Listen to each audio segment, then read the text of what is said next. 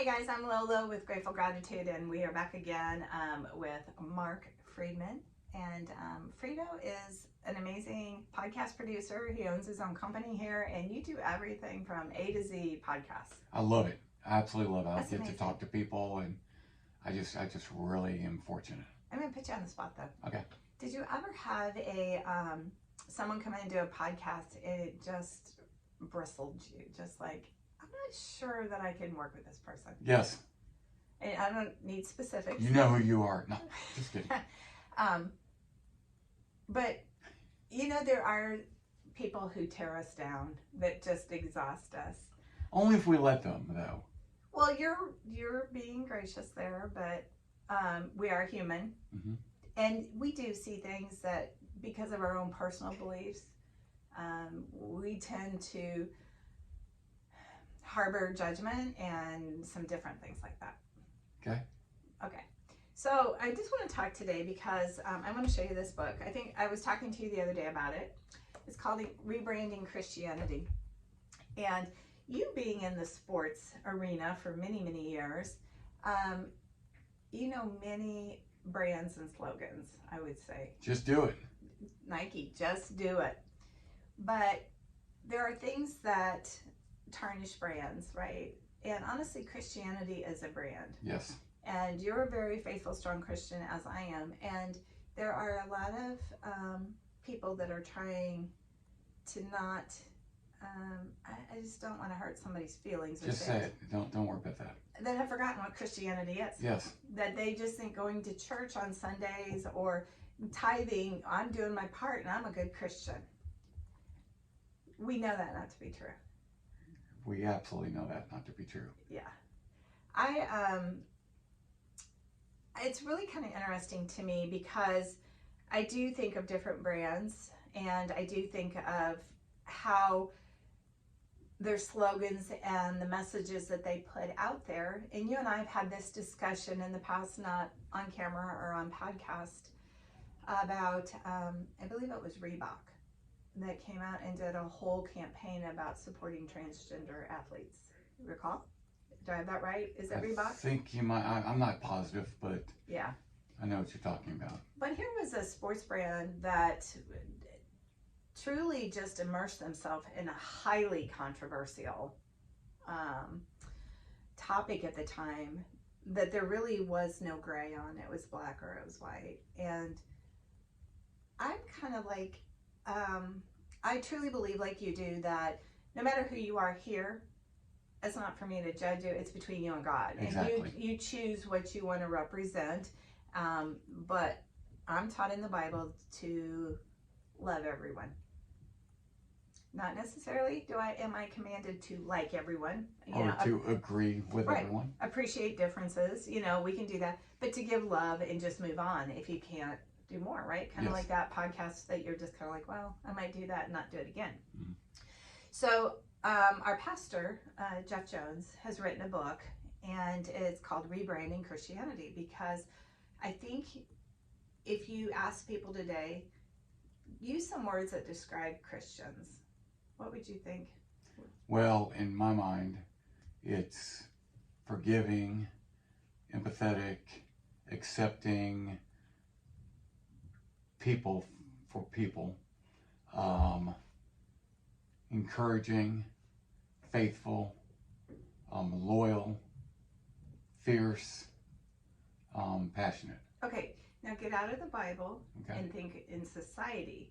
If you come across someone, we have a mutual friend that is not a believer. Yes. So think about him and his opinion of Christians. Okay. And give me those words. When confused, if I'm just gonna go words, confused, desperate, but not in the way it sounds. When I say desperate to find a meaning. Logical. There's a word for it, but non-believing needs to have proof. Yes. So a lot of times when I invite someone to church, I will hear, no, I don't go to church because that's a bunch of hypocrites. They're there on Sunday, but they're living a whole different life, or they're judgmental. And you know, the people I work with, being victims of violent crime and stuff, there's a lot of people that have kind of detached from their faith Yes. and need hope. The thing that I found most interesting is the homeless that I work with are probably more faithful than you and I are. Mm-hmm. But there's been this rap, or this people who, especially these millennials and down, they just don't feel like Christians are honest, good people. And so our pastor wrote this book about how are we going to rebrand Christianity, and that it is so simple. It's love like Jesus. I was going to say, why do you need a book on that? Because it is simple. Well, okay, so think back to, and remember Rick Warren and the Purpose-Driven Life? Why did we need that book? Why did we need that book? Because it's truly about just being here and serving God. We should know that. I think number one reason we need a book is because maybe someone will read this book that doesn't read the Bible. Exactly. Maybe someone will understand in our society what loving kindness is.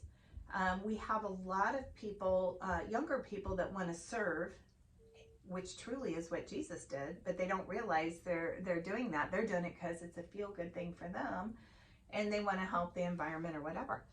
So that's why I think we need the book, first of all. Mm-hmm. Second of all, you and I have talked, because I've had this ministry 5.5 years. Yes. And you started immediately with podcasts. I'm getting memories on Facebook. They're just amazing, by the way. And see, mine got taken away, so I don't get them anymore. But the thing that I want to really talk about is, you and I have a story that we've shared about a mutual friend that publicly humiliated me and one of my friends at a networking meeting. And I think that's the first time I recognized that I couldn't live and harbor the hate in my heart every time I saw that person. So I left the room. What he did is he stood up in front of a room of 65 people and kind of called me and my friend out and said that we were not really good people, and that's just the crux of it. So I immediately got up. I looked at my friend. We were both dumbfounded, and I got up and just walked out to the hallway, and I thought, am I going to let him control my life? Or am I going to give some love back somehow? And you know the story that I said, I'm going to find 3 things about this person that makes me love this person and not harbor the hate, which is just going to eat me up. And so the first thing, I'm like, well, I heard he's a good dad. I heard he's a good businessman. And the last thing, I just said, I'm not going to go back in this room until I have the 3rd thing. And the 3rd thing was, he's got clean fingernails. And that was so superficial. I gotta check mine now. That was so superficial. But you know what happened? Within about a 1.5 years' time, I had to sit in a position with him constantly, and without going into too much detail. You're on the same team. Yeah, we're on the same team, and we have to work together in unity. Had I not done that, and had I not extended that love when I didn't want to, I wouldn't have been able to have that kind of relationship. See, and that's the way you handle things like that. Yeah. And that's a good way to handle it. The way I handle it, and it's almost, maybe it's egotistical, but if you're going to do that to me, man, I hope your day gets better. Yeah. That's on you. It's not on me. Yeah. But as people, we tend to internalize things like, why did he attack me? What did I do to him? That kind of thing. And instead of saying, what, that person might have a shortcoming, and let it go. See, and then that's the kind of the difference, is because I just look at it and say, wow, he must be having a real bad day. Yeah. Well, and that's great. And that's why we have these discussions. Because I know I'm good. You're good. You're good. But I told my pastor, I said, I know you're doing podcasts. I know everybody wants to talk to you, book signings, this, that, and the other. But I said, I want to tell you one thing. What you're teaching is exactly what my ministry is. It's radical love. And you've seen me grow through my ministry, just starting working with a few victims of violent crime to now I've got such a diverse group of communities that I work with, that it's like I truly feel like I work that way. That I just found out about these low-income seniors. They live in Section 8 housing and they only have Social Security. That weren't getting perks, Mhm. you know, and now we're doing events for them, and we're doing a nice buffet for them for Thanksgiving and Christmas instead of them trying to do potluck. You know, it's seeing that need and think, you know, what would Jesus do? Remember the old bracelets? I have a guy he's just passed away, that was in my older adult Bible study. And he said, I don't like that saying, what would Jesus do? Why? He said, I prefer to say, what would Jesus teach? Because he said, we can know what Jesus would do, but what would Jesus teach us to do? So I kind of got that point. But let's talk about how do we think, because I'm assuming you still go to church. Yes. I go to church twice in a weekend, believe it or not. I go to my church on Friday night. My mom, and go with her on Sunday. And it's a very different type of church, very different. But what can we do in our day to show that radical love? I meant not just kindness, but radically going out of the way and changing someone's thought without them just honing in on Christianity. Well, I don't think that I can, or that it's my job to change someone's thought when it comes to Christianity. I can lead. Mm-hmm. I can lead by example. Mm-hmm. I can, with me, it's not, and I think with you also, it's weird because it's not really an effort. That's what we do.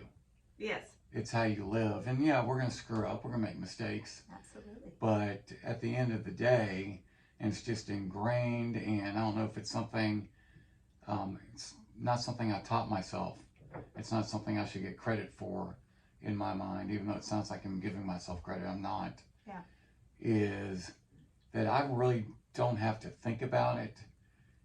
But I do, when I do think about it, I hope that people see a difference in me. And I go back to like when I was a kid, I didn't grow up in an organized Christianity-based household. But I could see the difference between me and the kids that were in Young Life, or the kids that were in the FCA. Mm-hmm. You can see the difference. And I hope that that's the way I'm living now, is that people do see a difference. And look, I'm going to screw up, and I'm going to be a jerk every once in a while. And, but I hope that those times are, and I think they are very few and far between, Mm-hmm. you get to see some negative in me, because Mm-hmm. I'll open up to you. Mm-hmm. But, and what happens? I start counseling. yeah, you do. You do, but with me, it's not an act. No. It's not like I'm going to go out there and I'm going to go convert someone today, or I'm going to. No, that's not. No, it's just an everyday walk. But that's kind of his point, is that's what sometimes people think about Christians, is they're going to come up with a Bible and start preaching to you, and if you don't do this, it's like the man on the corner. You will go to hell if you don't get saved. You know what? Salvation is a personal thing that I feel is God knows when you're going to be saved. He knows that point in life that's going to be the crux. And most people I talk to are so broken at the time that they become saved. I always tell people, sometimes God wants you the most broken that you are to see the goodness that he can offer, and nobody else can give it to you. Yeah. So, but radical love, yeah. But you're the type of person too that you'll see somebody that maybe is sitting alone, maybe doesn't have lunch, and you would buy them lunch, which is such a small thing. Mm-hmm. And we think, well, shouldn't we do that as human beings, to care for one another? But really, that's being a Christian in such a passive way. That's what I think a lot, and it's our fault. Whenever something doesn't go right, I always look at me first. And I haven't read any of the Rebranding Christianity, but just the title tells me that, hey, it's our job to rebrand it. It's our job to show people. And the person that you and I were talking about, our common friend, I don't know if you know this, but he and I have had conversations about you, and conversations you've had with him, where I think that that you see the same thing I do, is when you have a non-Christian that is just fighting you and just hammering you. Well, to me, that's that's the person that wants answers. Absolutely. That's not someone to argue with. That's not someone to tell them they're wrong. Yeah. That's someone that is showing you that they want to know. They're. I mean, that's an interested audience. Mm-hmm. Well, that's an opportunity. Yes. And not going in and saying, because some of the questions that were being asked, I know the Holy Spirit was given me because they really weren't probably things that I knew. Mm-hmm. But I always think that this particular person was hurt by the church deeply, and they have been friends. I'd say I've been friends 10 years. Yeah. And yet, I will go up to this person and say, you know what I love about us is that you respect me, that I am Christian and not afraid to say that. And I respect that you are a non-believer, because he is a non-believer. Mm-hmm. But the other thing is, when you open up to non-believers, there's a creator, right? You believe in a creator, right? And it doesn't have to be God. It doesn't have to, but it starts them to think, well, yeah, I don't believe in, this, that, and the other. But we have a mutual friend that actually I asked this person, about, you believe in a creator, right? And the person said, no, not really. And I didn't get that. But then what that said to me was, she's struggling. Mm-hmm. And she doesn't understand the goodness of God. So how can we help? Well, and that's a great way for you to look at it, because both of us, when you just said that, you saw the look on my face. It's something that's hard for us to grasp. It is. But we need to understand as Christians, it's just because we grasp it, doesn't. And I try to, at least, not to tell someone you're wrong, because you're not wrong. You're a person. Right. And you know what? I'm a person. We're going to be wrong. Yeah. Okay. We're going to screw up. And to me, that's one of the major, points about Christianity. Look, you're not going to be perfect. Mm-hmm. We're going to fall short. Right. You are falling short. I'm falling short. Right. I'm not any better than you are. I've just been exposed to the right people that have given me a very good sense of who I am and what my purpose is. So let me just, I got one more little quick topic I want to talk with you about here, because in Jeff's book, he talks a lot about mission drift. Like, why did people even fall away from Christianity? And